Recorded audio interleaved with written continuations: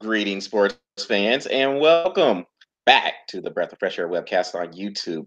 I am Charles Taylor, and I got Patrick Brackett back with me. Say what's up to the people, Patrick. What's up to the people? How's everybody doing? All right. Well, we got a lot of things to cover for this one, and plus, it's been a little bit since we've been on this webcast.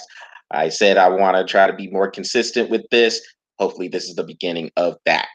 But let's start with the Kawhi Leonard news, Patrick. Now, of course, there's a lot of baseball we have to talk about, and we will get on all that in a minute. But Kawhi Leonard got traded to the Toronto Raptors today.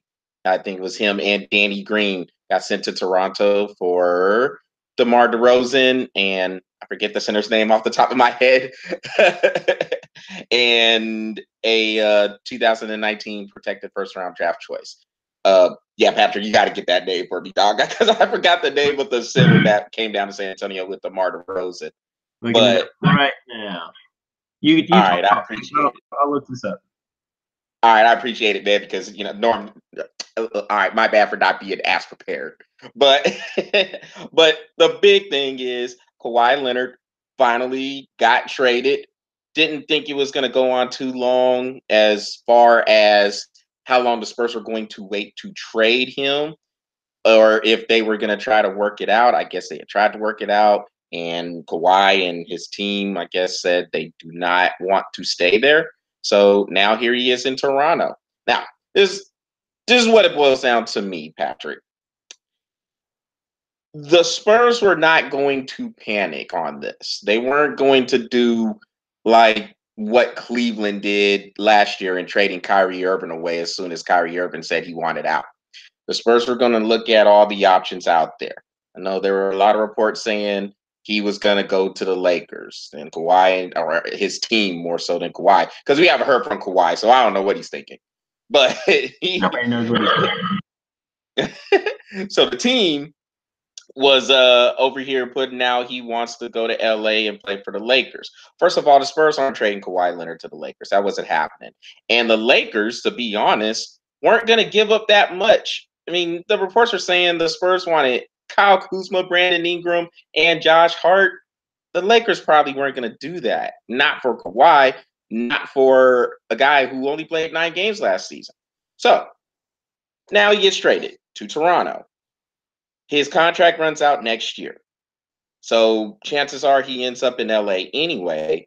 But Toronto, I don't think really cared about any of that at all. I think this was a move to say the Eastern Conference is wide open. Now that I guess LeBron James has went to the Western Conference, and personally, even if LeBron stayed in the East, I still think it probably would have been wide open. Cleveland probably should have been eliminated this year on at least 2 separate occasions. But as it turns out, Toronto goes and gets him, and I'm pretty sure they're thinking they can find a way to keep him because they could sell him on the environment. I say this because it just happened with Paul George. Everybody just assumed he wanted to go to LA and play for the Lakers. Everybody assumed that. Everybody thought that was a foregone conclusion. Lo and behold, he stays in Oklahoma City. Now, as a Thunder fan, I mean, I'm not exactly jazzed about that, but seeing how they did buy out Carmelo Anthony's contract, maybe that will work out for the best. We'll see.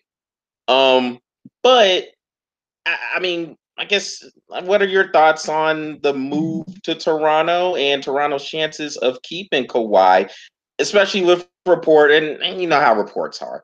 I mean, reports are all over the place. People are saying Kawhi may sit out, which I think would be stupid, honestly. But what do you think? Well, I mean, first of all, I want to talk about the sitting out. I mean, he only did that because he was in San Antonio.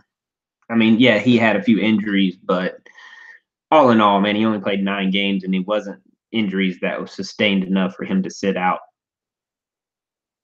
71 games or whatever it is, 73 games or whatever. So I agree with you. If he sits out at this point, that's just dumb. He's going to hurt his stock at that point. Yeah, he has a championship, but I mean, 2 years of not playing, it doesn't matter how good you are. That wears on your age. That wears on your athletic ability. You know, all those things will start taking in a factor. So if he sits out, that's just dumb. That's just dumb on his end, and it's just going to hurt his stocks. So he doesn't need to do that. But everything else, man, I pretty much agree with you. I mean, you know, like you said, San Antonio could buy their time. They weren't going to just trade him off to any team. And LA, you know, LA didn't have. LA would have had to sell the farm to get him. And you know, having LeBron James there and Kawhi Leonard, don't get me wrong, that would probably be like one heck of a match. But that's 2-on-5 at that point. So, I mean, you're just you might as well call me and you up to go and play for LA at that point. you need to give away 12 fouls. I got you right here. You're right. But no, I agree with you. I mean, San Antonio wasn't desperate to trade him. They waited for the right move, and Toronto offered up DeRozan. Oh, and the guy was Jacob Poeltl. Jacob Poeltl, okay. So they get him, and then they got what'd you say? It was like a second round draft pick. I think it was a first round protected. In 2019. Protected first round pick, yeah. Converts into 2020 or can convert into 2 2020 second round picks if they land in the top 20 this season. So, I mean, it wasn't a bad trade. I mean, it wasn't a bad trade. I mean, Kawhi Leonard wanted out. Get him out, man. Ain't no point in having a guy that doesn't want to play for you. It's just wasted money, wasted time, and wasted stocks. So, but I agree with you. Do you give Toronto a good shot to keep him, or you think he's as good as Toronto a good shot? I mean, they had the money to they had the money and everything else that they needed to keep DeRozan.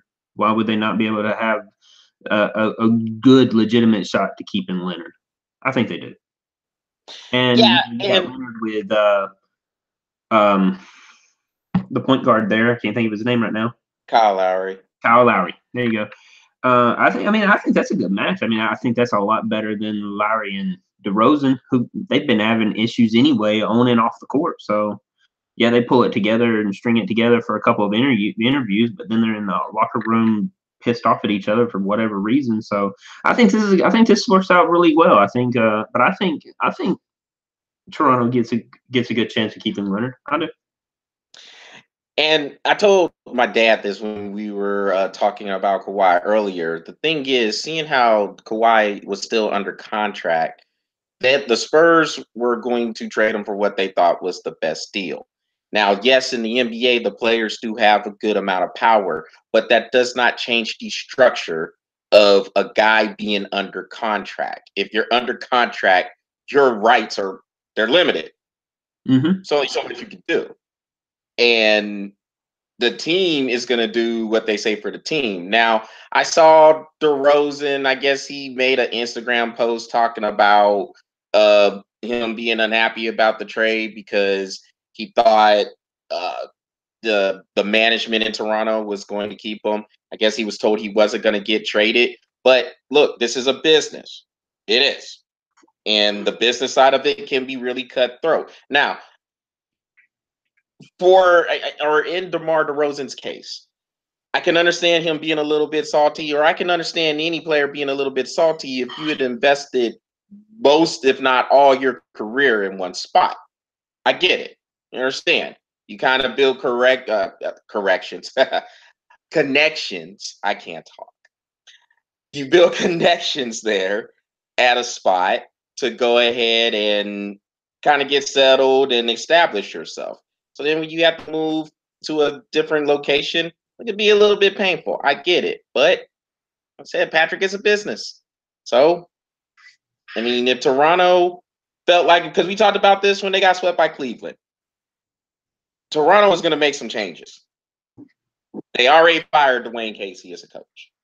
So the players, I think they were suspect too. Dwayne Casey is known everybody's on the hot seat. Yeah. At that point, I mean, everybody is on the hot seat. DeRozan, Lowry, Gatorade Boy, all of them. The bottles, the bottles, coolers, the benches, the wood on the floor, the logo. The logo might change. You never know. and that's the thing. So if DeRozan was kind of on that list, go. Cause honestly, he was probably their best bargain piece. And so if they were going to get a Kawhi Leonard, he would probably be the one to go. Honestly, I mean, between him, I guess maybe a Jonas Valanciunas. Nobody wants Kyle Lowry, not with that contract. So, Toronto's got Lowry. That's it. So going nowhere. So, I mean, but the whole thing about being under contract, the team was going to do, talking about the Spurs here, they were going to do what they felt was better for them. And a team like Toronto is thinking to themselves, well, if you get a guy like Kawhi, we could make a push to get to the NBA Finals. Not necessarily win the NBA Finals because you still got the Warriors over there in the West. Yeah. I mean, come on. DeRozan going to San Antonio. San Antonio is going to make a huge push for a finals this year too. You got the Rockets, which we're give or take with that one. But you got Golden State, and then LeBron James. I mean, yeah, he gets on my nerves 99.99999% of the time. But I mean, you can't deny the man's talent. So LA is going to probably try to make a push with that and that all-star of misfits over there. So, I mean, everybody in the West is going to be in contention for a deep run in the playoffs. The East is wide open. No, who's going to take it in the East now? I mean, it's probably between Boston and Philly. Boston and Philly, but I mean, you can really look at Toronto with Kawhi Leonard, and if they make a couple of moves, I mean, you got Valanciunas there, Kyle Lowry, with Kawhi Leonard, maybe make a few more moves just to get somebody else on the bench or somebody else to hit in that starting lineup. I mean, you can possibly put Toronto in that running now. I mean, they don't have DeRozan who chokes under LeBron James anymore. So, no, he's going to choke in San Antonio, but he's got plenty of people behind him on that one. So, I mean, I don't even think San Antonio is going to be that bothered by LA.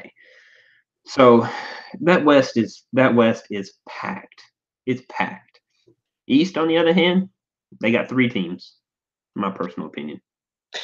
Well, Patrick, we'll get on the Lakers a little bit in a minute. Well, in a few minutes after we talk about this baseball. Well, before we get on the baseball, any last thoughts on Kawhi Leonard?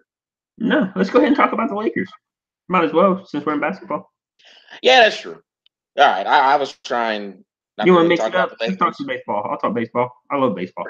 Really wasn't trying to talk about the Lakers too much because it's been kind of like crashing the airwaves all over the place. But yeah, okay. So yeah, we can talk about a little bit of baseball. Then we'll come back to the Lakers. So with baseball. All right, Patrick. So here we are at the All-Star break. 2 different leagues, 2 different stories here. In the American League, looks pretty cut and dry. You have the Boston Red Sox and New York Yankees running away with things in the American League East. You have the Cleveland Indians, although they're not having the best of seasons. I think they're still 7.5 up on the Minnesota Twins. Looks like they'll probably be running away with that division as well, most likely. But we'll see.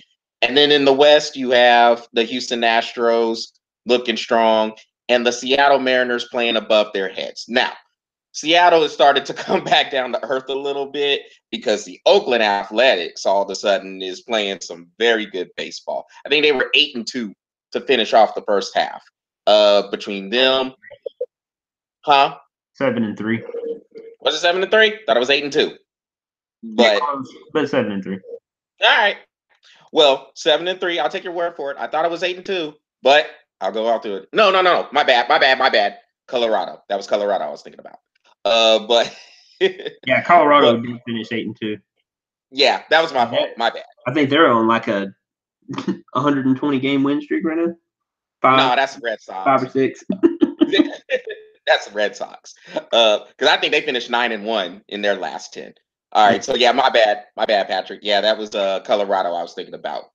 But Oakland is playing some good ball, and they might be able to make a push to get that second wild card spot. So, I mean, but in the American League, it seems pretty cut and dry there, man. I mean, any thoughts? No, because it is cut and dry. I mean, you know, you have Boston, who is just wow. They are playing like probably some of the best baseball you could play in a first half. I mean, you win 68 games in the first half. Dude, that's insanely good. And then, like you said, they finished 9-1 in their last 10 and on a 2-game win streak, 4.5 games above the Yankees, which tells you how good the Yankees are playing. If you're only 4.5 games up on the Yankees are playing pretty good. But you know, the question is always going to ride with me about the Yankees is, can that pitching sustain what they're doing? Still have a question with that. Boston, on the other hand, there's no question their pitchers are going six strong before they even think about pulling somebody else in. It's just like Atlanta in the East, man. These pitchers are going 6 and 7, and you're wondering why these teams are doing so well. It's because their starting pitching is carrying them through 6 or 7 innings. You know, I mean, Boston just looks way too strong. New York looks good, but I do have a question mark on that pitching. Cleveland, that lineup is good. It's not great, but it is good. It's good enough to win the Central. Past that, we'll see come playoffs. And Houston, they're playing solid baseball. They're just playing solid baseball. They're doing enough to win right now. I do imagine that they would, and I say that in comparison to Boston and New York, because I think Houston is like, I'll just look it up. Hold on. Yeah, I mean, I think Houston has the same record as New York, if not. Yeah, no, 64 and 35. Yeah. So yeah, in comparison to what they're playing, they're keeping pace with the Boston and New York. So they're actually playing better than I thought they were. But like you said, Seattle's doing their thing. They're coming up. Oakland, you know, doing pretty nicely in their own rights. I mean, the American League, like you said, it's pretty cut and dry. I mean, I don't see any changes. I don't see any drastic changes in there. I mean, I think Oakland is good. I think they're better than Seattle. So I do think that they will probably reach up there and grab that second wild card. That's personal opinion, because I do think they are a better team than Seattle. But like you said, Seattle's playing over their head. And I don't think they're just playing a little over their head. I think they're playing way over their head. They're doing what it takes. They're doing what it takes to win. So yeah, I agree. American League, pretty cut and dry. Yeah, and you bring up the Yankees with their lineup, and the big thing with the Yankees is a boom or bust type of thing with them.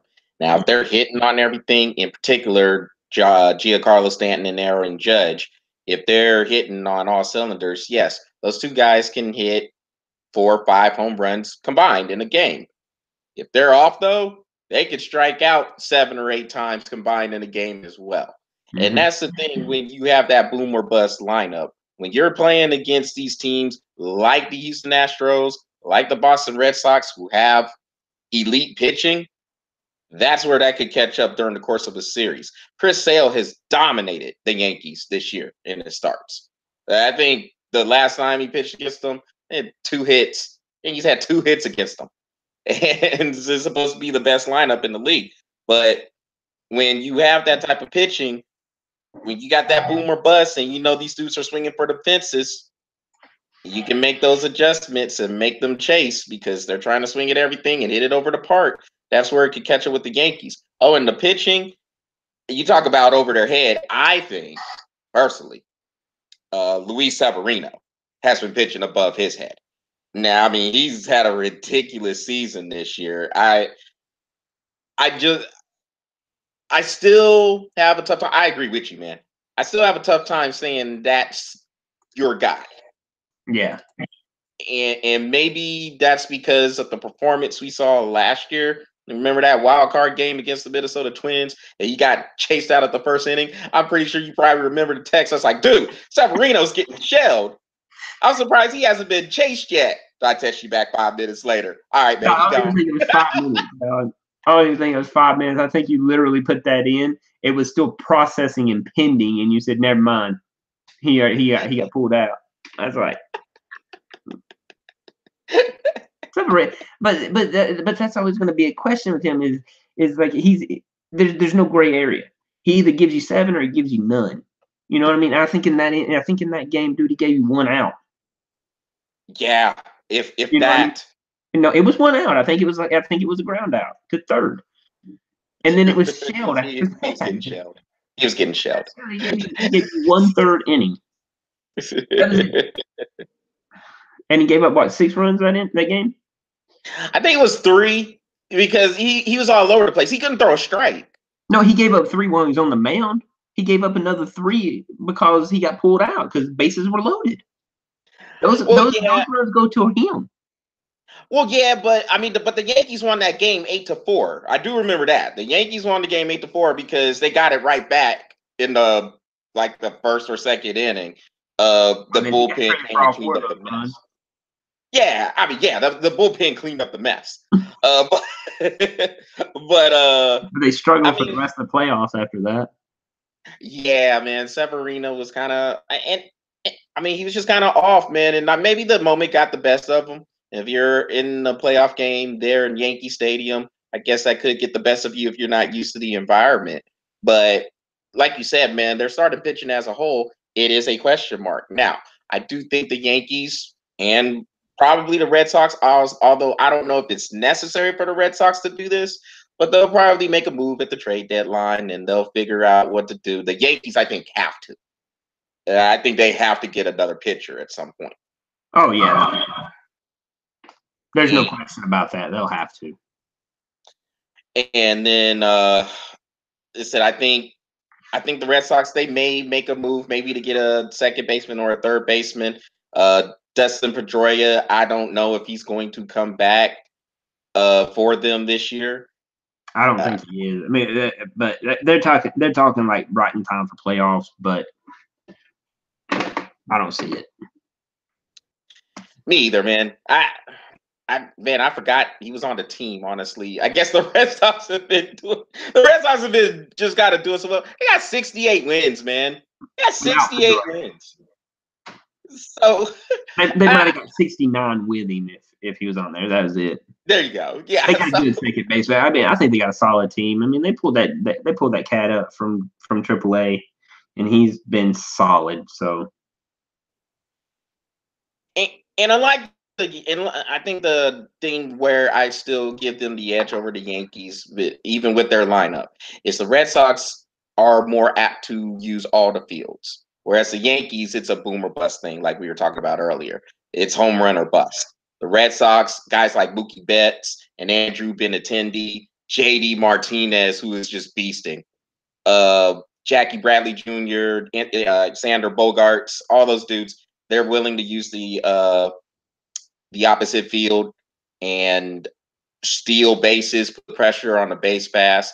And when you get into the playoffs, as you know, Patrick, you have to be able to manufacture runs because the home runs aren't going to be there as much because the pitching gets better. So if you're able to get on the base pass, create a single, get a double, and create havoc on the base pass with stolen bases and the speed, that bodes well for you. And I think the Red Sox are built for that. Oh, they are. I think the Red Sox are probably one of the better teams built right now for any kind of playoff run, especially in the AL. Well, all right, man. Well, let's look at the National League. where you got a different story, like we were talking about. So where in the American League you're talking about 5 or 6 teams, in the National League it could be like 10. There's a lot of teams that are in the mix right now. You go into the National League East, we'll start there. The Philadelphia Phillies are in first place by a half game over the Atlanta Braves. Who saw that? I mean, Philly, really? But they're playing solid, man. I mean, they're your typical 5-5 team. I mean, 50-50. Between them and the Braves, dude, that young talent, all the young talent is just starting to show. But like you said, I mean, like I said, there's a half game separating them, and then you got the Washington Nationals somewhere down there. I think they're 5.5 back. Well, you can think Texas, Boston, and Atlanta for that Philly team right now. All the prospects. All their prospects. And then in the Central, you have the Cubs, the prohibitive favorites in there, but Milwaukee is there, and of course St. Louis. You never count St. Louis out. They always have a shot at some point. And then you got to consider Pittsburgh as well. Don't forget about them. Yes, Pittsburgh is in the running too. We'll see what they can do, but they've been playing some pretty good ball. I think they were one of those teams that I was talking about where I misspoke on the Oakland one. Sorry about that, Patrick. But but I think it was Pittsburgh, Colorado. Yeah, Pittsburgh and Colorado for sure. I think we're 8-2 to finish off the season, or not the season, the first half of the season. Pittsburgh got on a nice little run too. And then in the National League West. 4 teams. The Dodgers, more on them in a little bit, but the Dodgers, the Diamondbacks, Arizona Diamondbacks, Colorado Rockies, and San Francisco Giants, all within 4 games of each other. Speaking of the LA Dodgers, big trade today. Picked up the Baltimore Orioles third baseman Manny Machado for 5 prospects, I think. But none of those prospects, I don't think, was any of the Dodgers' top 3. So I mean, wow. Thoughts? Well, where do you want me to start? You want me to start on the trade? Yes. Okay. Yes. I mean, we could go there or talk about the National League, but I mean, the Dodgers moved next to the National. All right, bro. Dodgers just raped Baltimore. Like literally, they just raped them and probably should be taken to prison for that. I mean, dude, the trade itself, no money involved. Baltimore still has to give Machado his guarantee, and Los Angeles gave him 5 prospects, none of which come even out of the first round. None. I think you have 1 that's a second round, and 3 that's a third round, and a possible pickup somewhere later.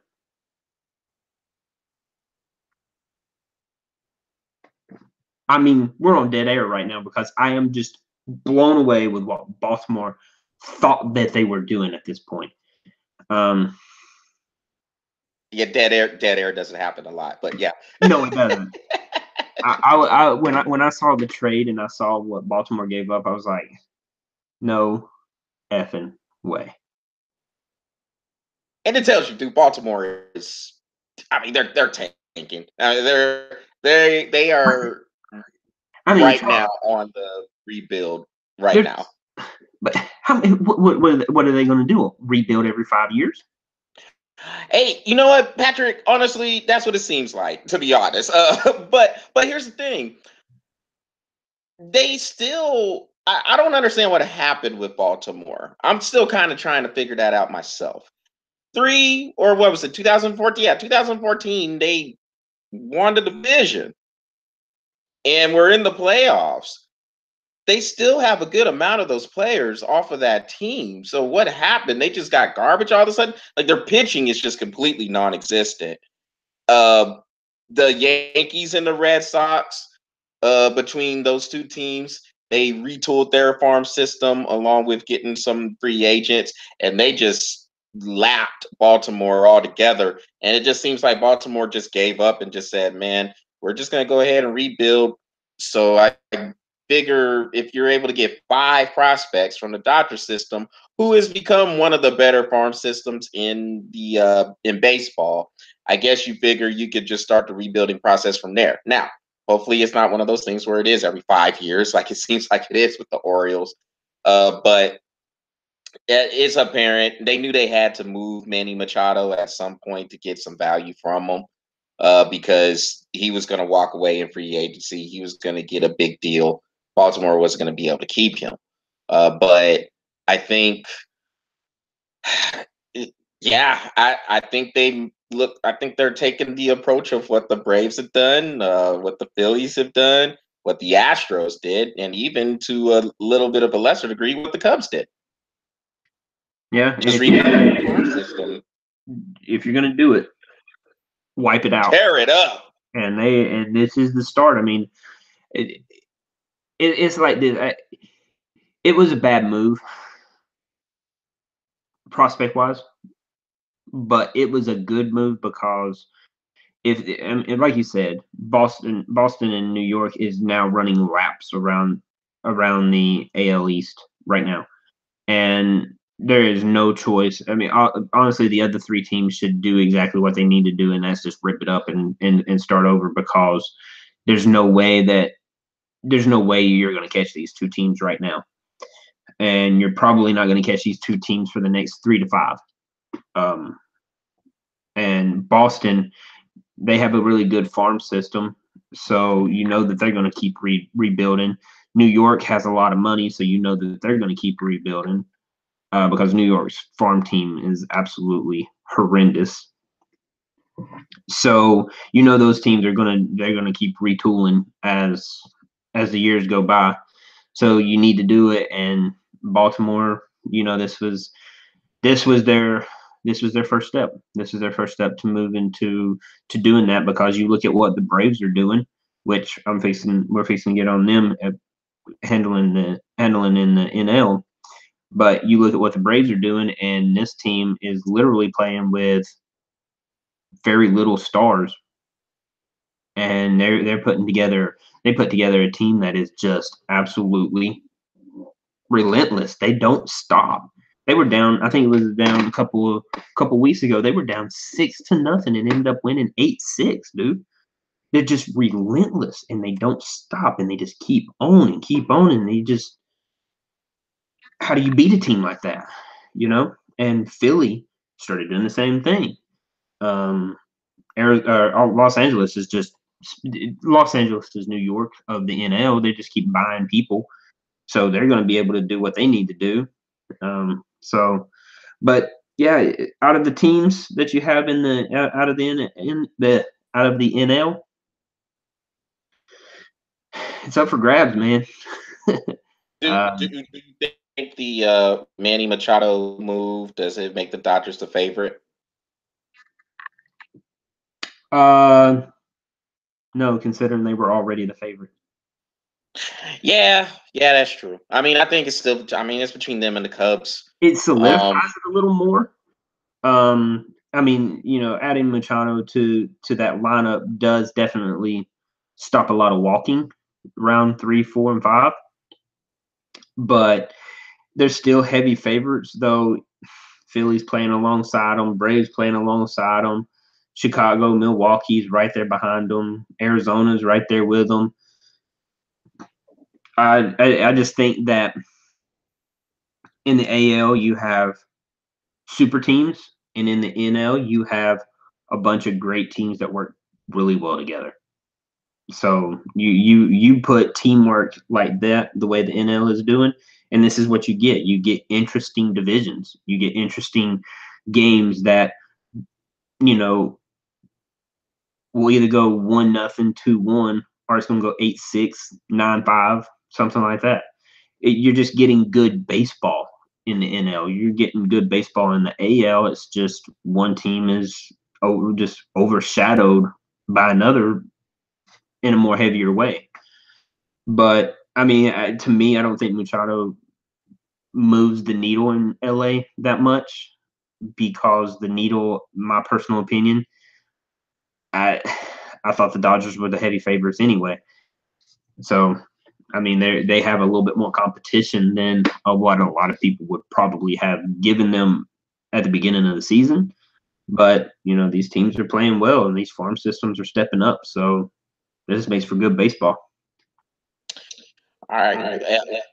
And I think real quick, man, I'm going to touch on Bryce Harper for a second because, of course, he won the home run derby. Mm-hmm. He's been in the news, as you know, talking about where he's going to go, what's going to happen after this season. Is he going to be the first $400 million guy? I told you this before, and I'm going to go ahead and let the rest of the world know this. I think he's an overrated player. I think he is. I'm going to go ahead and say it. I mean, I just think, first of all, I'm not giving this man $400 million. That's not happening. No, I don't care. No, don't think he's worth it. I don't think he's really shown enough to prove that he's worth it. He has one season of 40-plus homers. That was his MVP season of 2015. He has 0 seasons of 100 or more RBIs. He's inconsistent with the batting average. Remember, Patrick, we had that conversation, and I mean, you can detail it as well. I said, hey, if he decides that he's going to use the opposite field, 50 points can go up on his average. And it did. He had 270 something. I don't remember exactly, but he's around 270, 275 in 2016. 2017, around a 321, 322 batting average because he was being smart. He was going to the opposite field. He was taking the single and the double and not trying to pull everything to right field. And now it's kind of back to that. Now the power numbers are there. I think he's hit 24, 25 homers. 23. This year, 23. He did 23 homers. But his average is what, in the 210s? 23 homers, batting average 214. 214. See? So now he's lost over 100 points from his average from last year. And if you're going to be used, because I hear a lot of people say he's one of the best players in Major League Baseball. I just don't think so. I don't think he's even in the same ballpark as Mike Trout. Or at this point, I don't think he's even better than Mookie Betts right now. Or JD Martinez. Or maybe even some of those dudes. What's the dudes for Arizona? Paul Goldschmidt. I don't even think he's better than him. I don't even know if he's better than Nolan Arenado. Are we talking about baseball or are we talking about just outfield? Well, I mean, I'm just naming some of the dudes that are some of your best players right now. Aaron Judge, Carlos Stanton. I mean, that list goes on and on and on and on. The people that I would much rather have than Bryce Harper. Don't get me wrong, he's a good player. Yes, he's a good player. I don't want to act like he sucks. No, he doesn't say he's in the major leagues for a reason. I mean, he's batting a 214, which I think is way below MLB standards, my personal opinion. If you're a legit MVP candidate, you should be higher than that. Way higher than that. Way higher than that. I mean, I mean, let's just say a minimal 285. But let's just go in and check what Mookie Betts is batting. Mookie Betts is batting a 359 right now. And he's got as many home runs. Let's see what he has. 23 home runs, 51 RBIs, batting a 359. His on base percentage is .448. So his on base percentage is a little low for a leadoff, but hell, at 23 home runs and 51 RBIs, I'll let his on base percentage slack just a little bit of good. You know what I mean? But he's batting a 359. I mean, to me, that's all-star numbers. Now you want to pull up Bryce Harper. Let me pull him back up real quick, lot. And he's batting a 214 with 23 home runs, 54 RBIs, and on base percentage of 365. Now, to me, that's not MVP numbers. I mean, two categories is okay, but come on, your average at 214? That just means you're trying to pull the ball and hit home runs. That's all you're trying to do. Yeah. And that's what he's doing. Yeah. It's like he's regressed. Or I mean, he's went back to what he was doing. It looked like he was starting to kind of show that maturity as an all-around player, as a batter. And he's kind of back to what he was doing. Now, if you're going to give him a long-term contract, the man is still 25 years old. So you assume he has some better years ahead of him. But if you're the Nationals, I don't know if you're trying to give him that type of money. It could be one of these things where you just give him a 1 or 2 year type of prove it deal or something like that, because he's 25. So I mean, I think you have that wiggle room to work with if you're going to keep him at all. Now, my thing is this, Patrick, and then we can move on from Bryce Harper, because I know what Bryce Harper kind of makes you sick. But being a Braves fan, but Bryce Harper, as good as everybody wants to say he is not really making a huge difference in what the Nationals are doing. Over and over and over again, the Nationals have been eliminated in the divisional series. And if he's supposed to be this MVP caliber player, he should be able to, I don't know, carry you a little bit. Should be. That's why I keep hearing. But it seems like dudes like Daniel Murphy has better performances than what Bryce Harper showed. So I don't know, man. But it's the same argument though, or it's the same thing that we've been saying. Not argument, but it's the same thing we've been saying for years with Bryce Harper, is that he hits good against good pitching, but he does not hit at all against elite pitching.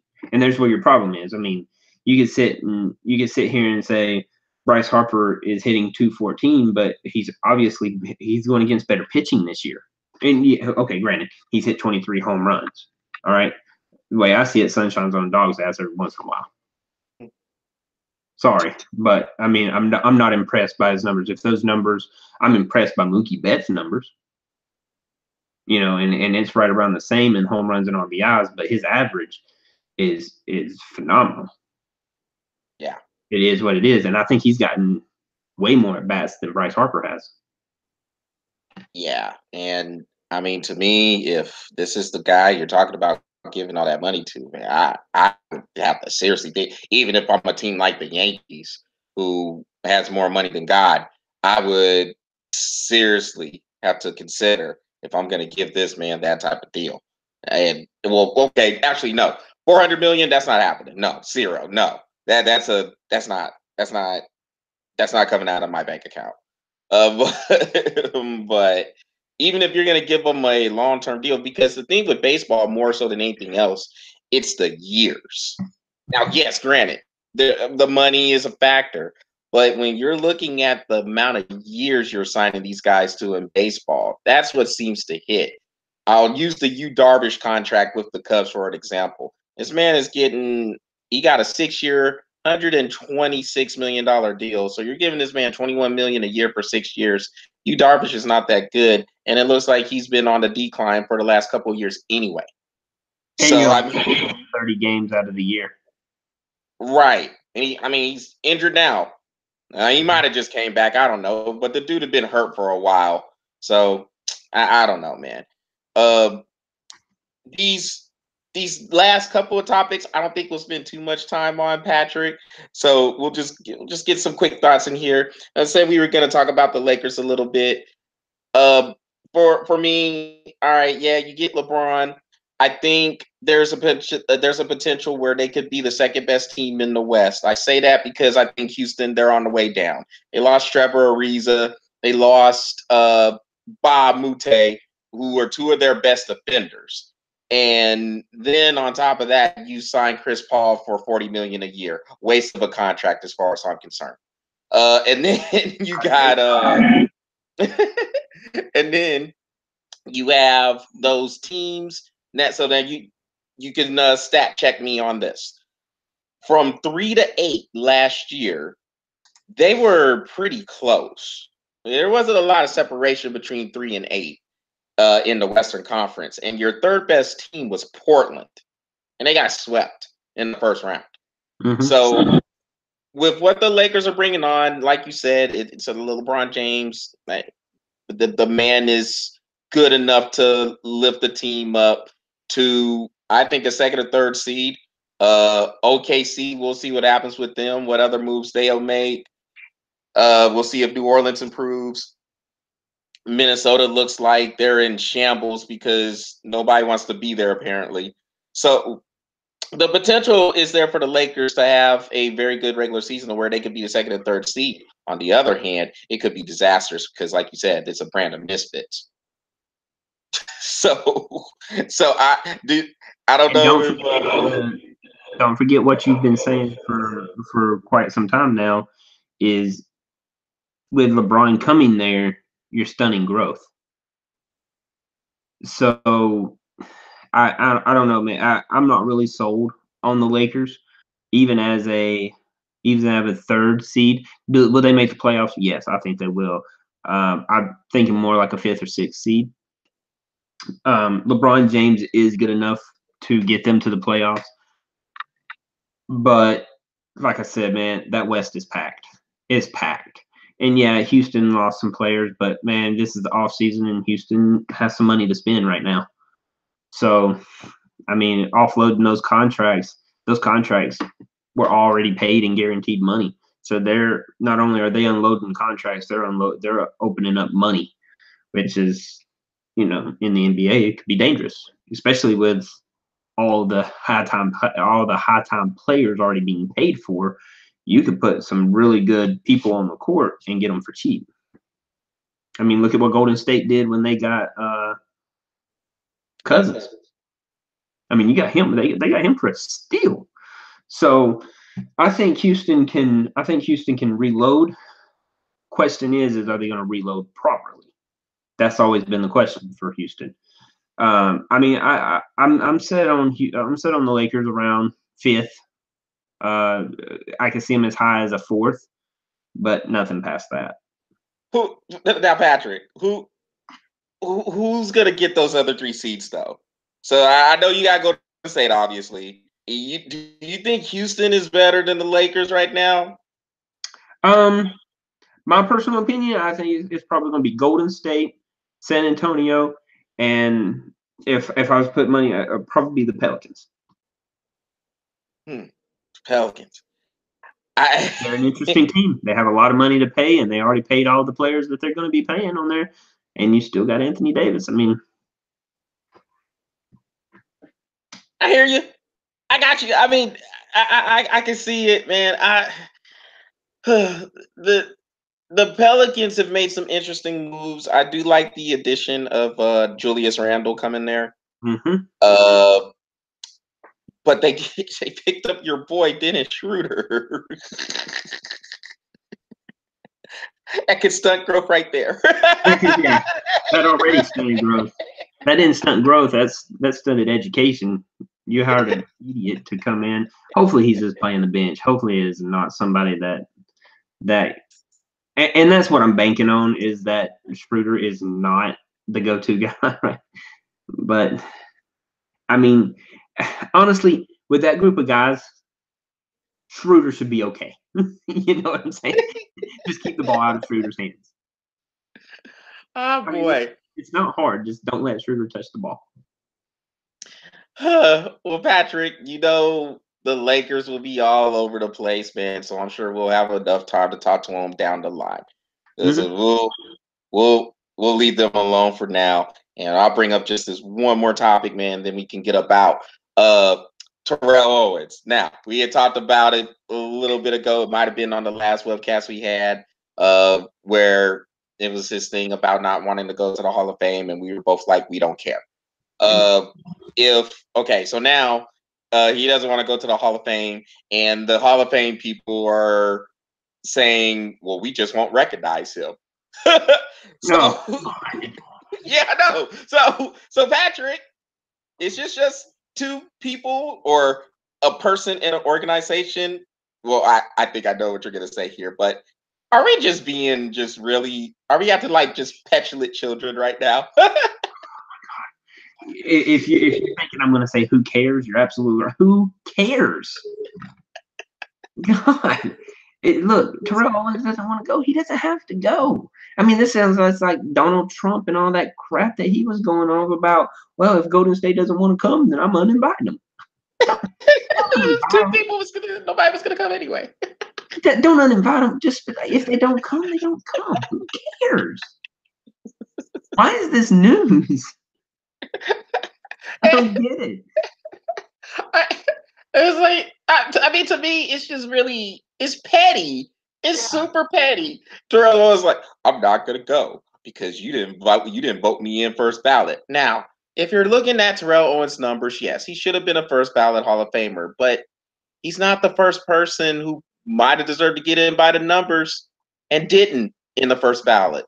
But is he really a first ballot Hall of Famer? He's not. Numbers wise, I think he is. Numbers wise, if you look at his numbers, Patrick, just his numbers. You can talk about all the other stuff with the cancerous teammate thing or whatnot. His numbers probably says first ballot Hall of Famer. If Randy Moss got in first ballot, I think T.O. could have got in first ballot. And so, and I know, look, I know Randy Moss had a whole adjective named after him. I mean, people got mossed, but that's enough to get first ballot Hall of Famer right there. Was there a noun after you? T.O., is there a noun? No, there's not. You're not first rounder. Sorry. Just because he didn't have a noun. You hating. You're hating right now. It's just, who cares? No, this is the one time that I'm really not hating. I just don't care. No, I agree, man. And I mean, if we're looking at it from the substance of, okay, he doesn't want to go. I'm mad because you didn't vote me in first ballot. And then the NFL, well, we just won't recognize you as a Hall of Famer during our Hall of Fame speeches. Really? How petty? How petty are we? How egotistical? I mean, super petty. How egotistical, or how much of a bruised ego do we have to have? I mean, well, the NFL are a bunch of petulant children anyway, but I mean, that's crazy to me. That's crazy. That's crazy. Absolutely the dumbest thing. Charles, I'm gonna say it's the dumbest thing we've ever talked about. And we've talked about some pretty dumb crap. But that is the dumbest thing. I can never wrap my mind around how that is newsworthy. I just wanted to bring it up just for some entertainment value. Oh, because I know you got it. Okay. If you don't want to go, just don't go. Oh, I don't want to recognize you. Okay, well then don't. I don't care. I just think the pettiness of besides everybody's names anyways. Nobody deserves. Honestly, they shouldn't. They should do away with the Hall of Fame, or across the board. Just do away with it. And I got to make one statement before we get off. I got to make one statement. I want to say congratulations to France for winning the World Cup, and it's a pretty good tournament, by the way, too. Well, yeah, it was pretty good. It was pretty good.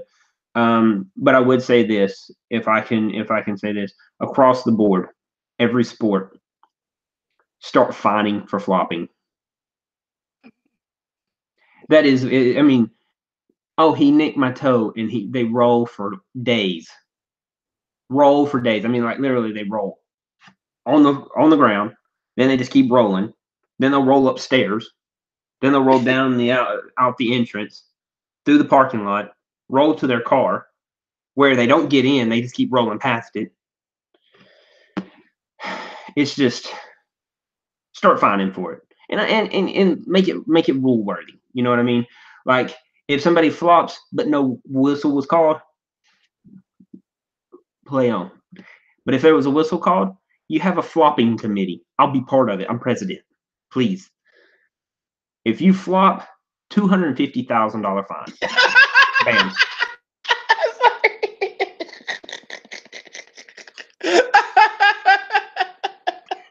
$250,000. Bam. First offense. Second offense, 500,000. Third offense, $1 million.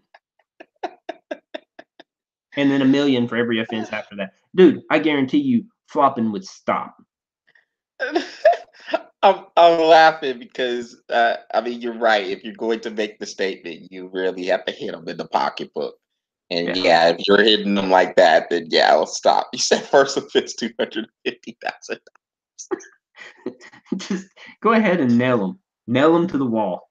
Maybe like, well, and this is funny. I had this conversation. I said this same exact thing to a guy, and he goes, "Don't you think you're a bit excessive on that?" And I said, "No, absolutely not." He was like, "But $250,000 is a lot of money. Don't flop." I mean, it's a really simple concept. Don't flop. I mean, don't flop. Oh, you don't want to hit with $250,000? Don't flop. Flopping committee. Put it in. I'm telling you, do it. You'll see better games. Yeah, no, I agree. I think the flopping it's ridiculous in soccer, man. It is like these dudes, like you said, they get addicted to toe. Like they got hit with sniper fire. And it's amazing to me when they're sitting there rolling, crying, no call, they're back up and running like 30 seconds. Oh, hey, I love the spray. I love the spray. Like they bring out this spray and this magic spray, they're like, oh, yep, let's get it. Like, wait a minute, you had a broke neck. And now all of a sudden they put a little bit of spray on the back of your neck. Oh yeah. I'm good. I want some of that spray, man. I was saying that I was sitting there looking, I was like, I want some of that spray. Whatever that spray is, I want it. I want a lot of it. I want like a case, like 2 cases. 2 cases. My toe hurts. I'm gonna spray my whole body. I'll put it on like cologne. No, I start washing my hair with it. Something, man. I don't know how they do it. Like they shattered their entire skeletal body. Their vertebrae. Their whole vertebrae was shattered. So, yeah. 2 minutes later. 2 minutes later, we're ready to go. Whatever that spray is, I need some. Oh boy. On that note, we're gonna wrap up this edition of the Breath of Fresh Air webcast on YouTube. Make sure you tune in to us on Facebook and Twitter, among others, LinkedIn as well. And it's said we will be getting on Instagram here soon. So till then, I don't know when we're going to do another show, but like I said, I mean, we will start narrowing down the dates better. And then when we know that, then everybody else would know that as well. So until the next show, everybody take care, and we will talk to you soon.